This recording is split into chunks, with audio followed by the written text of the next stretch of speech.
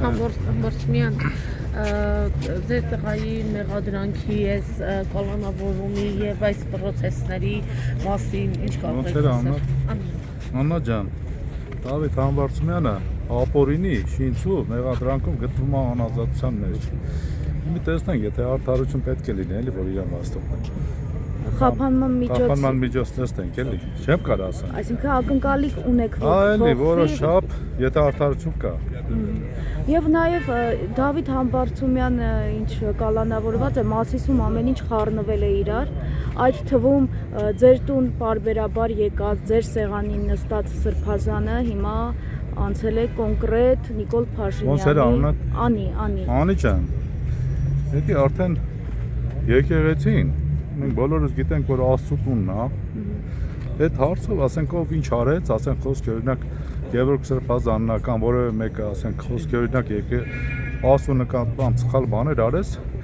նա Աստծո կողմից պատժվել է, իր պատասխանը ստանալու է իրենց, պատասխանը իրենք բոլորը ստանալու են։ Իսկ ձեր որդու նկատմամբ եւս մեկ անգամ չի դատապարտել տեղի ունեցողը, այդքան փաստաբաններն էլ դուք էլ խոսում եք այն մասին, որ քաղաքական հետապնդում է։ Ինքը նախկինում տարբերաբար Դավիթ Համբարձումյանի հետ էր։ Գոնե մեկ անգամ իր կողմից դատապարտում չենք տեսել։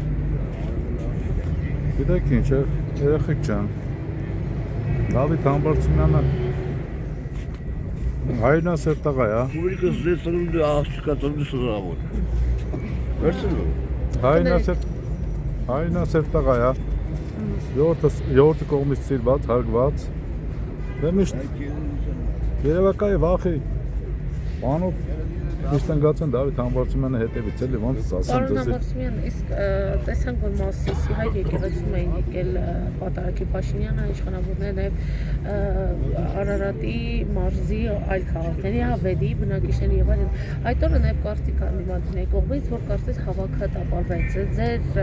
դիտարկումը ինչպիսին է, Մասիսիները արդյոք գնացին Փաշինյանի հետ այդ պատարագին, թե ոչ, թե տապալվեց այդ։ Երեխեք ջան, չեմ կարող ասել, դա արդեն ցույց է տալիս, որ Դավիթ Համբարձումյանին, ասենք, Մասի բնակիչները տեսնելով, որ Դավիթ Համբարձումյանի ապօրինի շինցու մեղադրանքով անազատության մեջ են թողել, դե ժողովուրդը դրանից էլ է կախված, որ չեն եկել մասնակցել, եւ ելույթ դրան, ասենք, եկեղեցուն հակառակ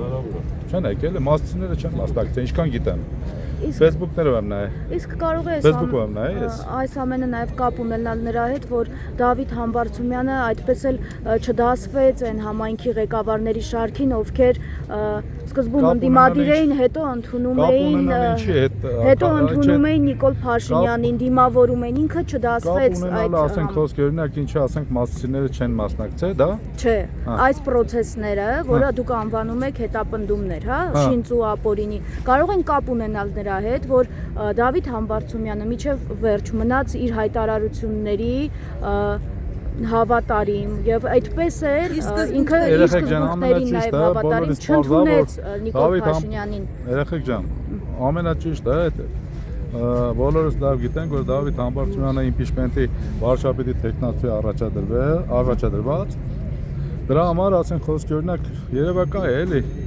թե ժողովրդական հայրենասեր տղայա վախից են արել, թե ինչ հեսա երևա էլ է, դատի վախ պարզ կլինի երեխեք ջան։ Շնորհակալ։ Բայց տեսեք, Ազգային ժողովի նախագահ Ալեն Սիմոնյանը ի պատասխան այն հայտարարությունների, որ Դավիթ Համբարձումյանը քաղաքական դրդապատճառներով է կալանավորվել, նշել էին, որ պատիվ ունենալը առաջադրել է նրան վարչապետի տեխնացու, որպեսզի հետո կալանավորեն ու ներկայացնեն Խախալաձյան։ Դե չէ, երեխեք ջան, իմի թե Ալեն Սիմոնյանը ինչ ասել, չի ասել, դա вообще չի հետաքրքրում։ Ներող կլնեք էլի, այս համերս, հա։ Խնդրում եմ ներեք, հա։ Մերսի, շնորհակալ։